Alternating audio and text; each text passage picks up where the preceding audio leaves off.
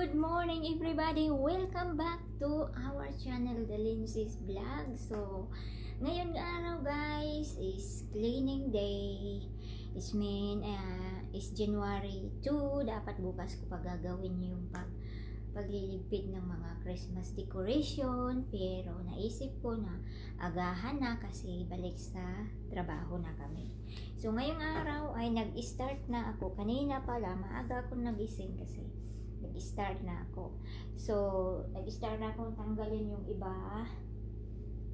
No, nilagay ko na sa box yung iba. So, hindi pa totally tapos kasi ang dami nito guys. So, ayan. Ipapakita ko sa inyo kung gaano kadami ang aking mga liligpitin. Kasi, tawag dito, nandun yung malaking Christmas tree. Tapos yung mga nakalagay na abubot. So, kailangan itong table nandiyan pa. So, ayan na yung ating uunahin niyang table kasi nakasimula na nga ako dito kanina. Yung sa cabinet natanggal ko na. So, ayan. Samahan niyo ako sa aking pagliligpit pala. Pagliligpit guys kasi na nga, kailangan na natin tapusin bago ang normal na mga buhay-buhay, balik na tayo sa ating normal na gawain, trabaho ulit. Ayan, so ayan, kaya ayan, let's go. Ito guys, may nalagay na nga ako sa box, no, itong mga yung mga snowman at saka Santa Claus. Ayan, nalagay ko na yan dyan. Kaya ito guys, mga figurine. Ito yung kailangan ingatan talaga kasi pag nabasag, wala ka nang ilalagay next year. So, kailangan anuhin talaga yung bang ingatan ng pagtanggal guys ba? Kasi para talaga hindi siya masira. So, yan. Tanggalan to the max. So, wala naman kasing ibang gagawa nito kasi mga bata kunting lang. Okay lang sa kanila magtanggal ng konti. Ayun, okay na. Maglalaro na. So, tayo talaga yung puspusan na magtatrabaho. Kasi tayo yung parang gumagawa ng lahat ba. So, yan. Gagawa ka ng lahat. Ikaw yung maglalagay. Ikaw din yung magtatanggal. Ganun lang ang buhay guys. So, yan. Sana naman ay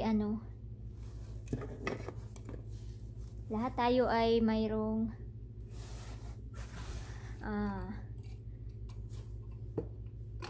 good year ba. Ganun lang. Yun, ayan. Ang dami nitong guys. Ang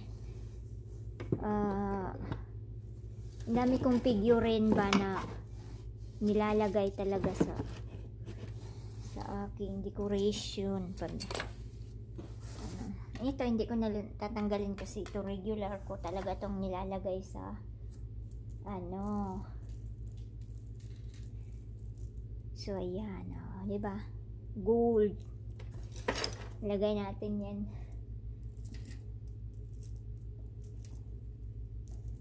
So yan. So, mabilis lang naman magtanggal guys. Yung lang talaga, yung matagal yung magkakabit ka.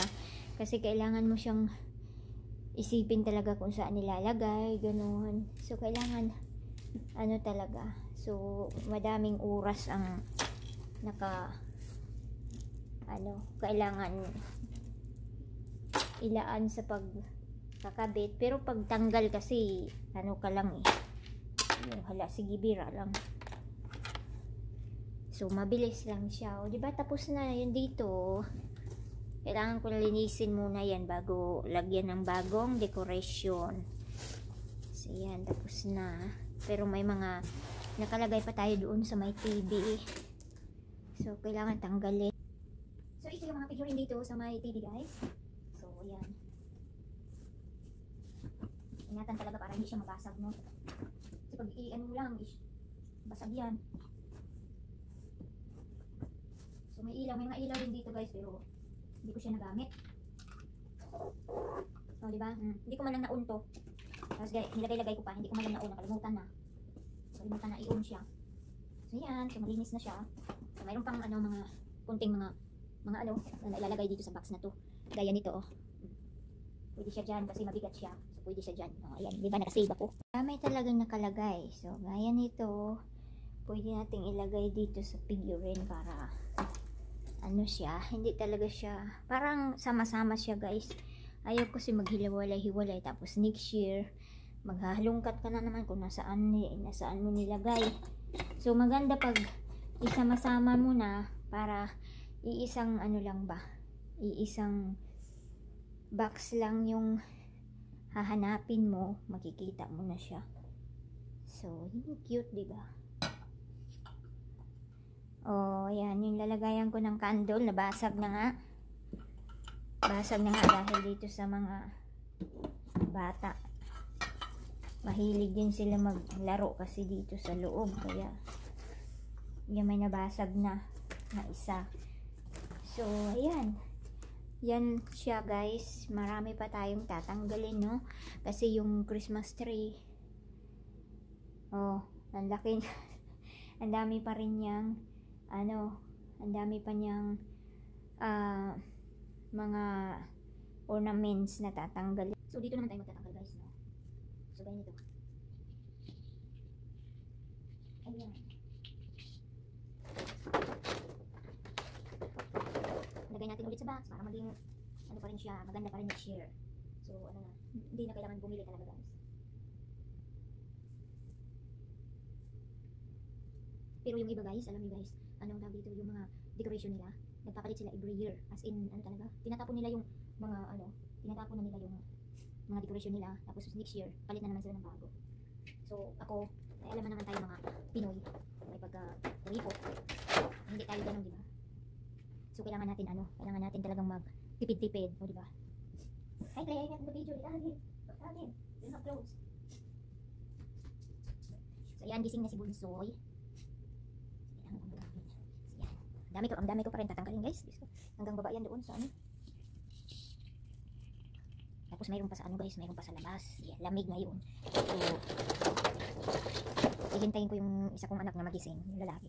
Siya yung, kasi mahilig lumabas. Siya yung patatanggalin ko ng mga nakakabit ko doon sa labas. O diba, nakalibre. Nakalibre tayo. Kalibre ng, ano, minsan nauutusan, minsan hindi. Kasi, pag inaabot ng katamaran, hindi mo mauutusan talaga. Pero sa dami nito, kailangan ko na ng tulong talaga. Ayan, mga stocking, tatanggalin na. Kasi ano na eh. So ganyan lang dito, mano-manong gawain sa bahay. Wala ka talagang aasahan, walang katulong, walang ano-ano dito guys. Hindi iba talaga yung Amerika pag ano, wala sarili mong ano talaga, sarili mong gawain. Okay, pwede ka naman mag kuha ng katulong, kaso nga lang per hour yung babayaran mo guys. Per hour ang bayad dito sa ano, sa magiging ano mo, katulong sa bahay. O kahit na ano guys, per hour talaga yung babayaran mo, kahit nga yung magbibisit ka lang. Per hour talaga yung babayaran. Kaya mahirap siya. Kailangan eh. Yung iba ay nagkukuha sila ng ano, kuha ng mga mag-aalaga ng bahay, ng ano nila, mga anak, kasi trabaho, may mga trabaho hindi naman pwedeng dalhin sa ano eh, trabaho. Kaya nga ako guys, nang magkaroon ako ng anak ay stay home. Pero sa bahay ako may trabaho ako sa bahay. Yung bang sa ano na lang, sa bahay na lang ako ano. So at least naalagaan ko yung mga anak ko kahit nagtatrabaho ako, di ba? Kaya lapit na tayong matapos. Hindi pa. Kasi paikot ito, Diyos ko, ang dami pa pala. Anong oras ako nito matapos? Ang dami kasing nilagay guys, ang dami kong nilagay. Ayan, hanggang dito yan sa may hagdan, no? So malapit na siyang matapos. Yan kasi ang daming nilalagay. Nakakatuwa kasi guys pag ano, mag-decorate ka, tapos maraming decoration, nakakatuwa siya. Eh, paano kaya ito? So dito na tayo sa may hagdan, no? Ayan. So, yan, medyo malapit-lapit na tayo. Malapit na tayo matapos. Ako'y nagugutom na guys. Madami ba naman ito? Isko? Yung maputi talaga tanggalin guys, yung mga ornaments. Kasi nakatali eh. Yung mga ganito oh, maputi siya tanggalin. kailangan mo ingatan para hindi siya masira. Diba? Kasi parang may next year ka pa. Pag masira yan, wala ka na next year. Bili ka na naman. Ayan na nga. Ayan na nga, sira na nga yung isa. Tanggal. Laglag. So, ayan. Guys, no, Christmas tree na lang yung natira. Ayan, no? Tingnan niyo ang gulo ng aking bahay. So, ayan yung mga nakalagay na sa box. Yan. Ready na yan for next year ulit. Ayan. So, ang gulo ng aking sala. Mag-general cleaning na rin ako, guys. Kasi, para tuloy-tuloy na yung paglilinis. Ayan. So, ang gulo, yung isang box na to ay para yan dyan sa mga ornaments sa Christmas tree. So, yan yung mga decoration. So, sa baba ay okay na siya. Ligpit na. So, ang gulo, yung lamisa ay tatanggalin ko pa yung cover at saka lalabhan. So, ayan. Malapit nang matapos. So, ayan. Dito naman tayo sa Christmas tree. Tatanggal ng mga ornaments. So, lalagay lang natin sa So, mamaya ilalagay natin yan sa lagayan. Sa malagayan yan, guys.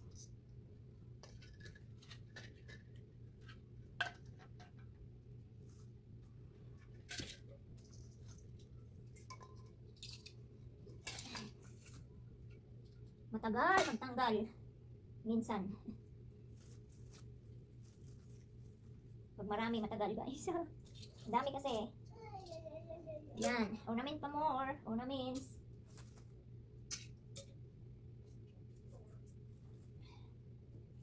Maganda kasi pag marami, di ba?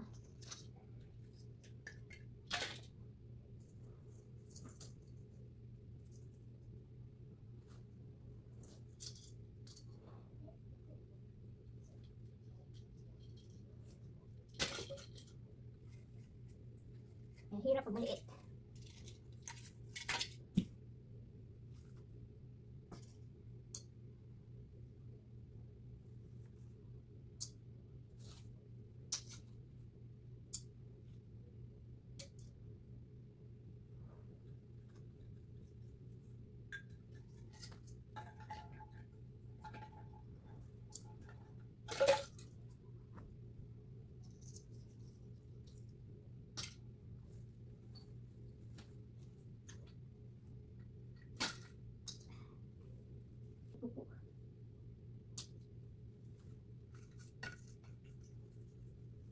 Sumimplang ako dito, tulog.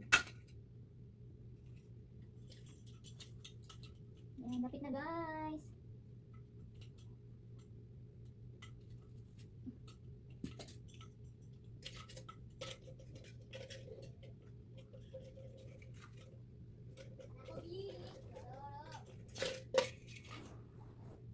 Yan, ribbon na lang.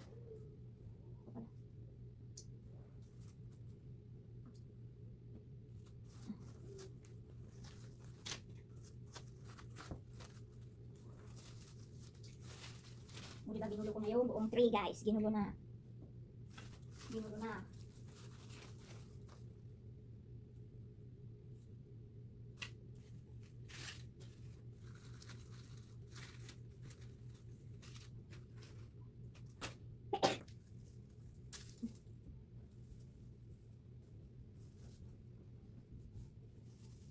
Ayan.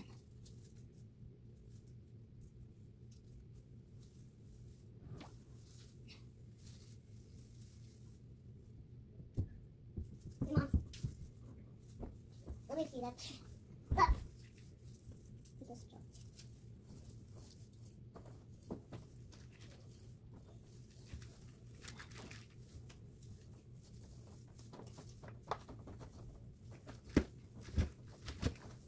Yung matanggal.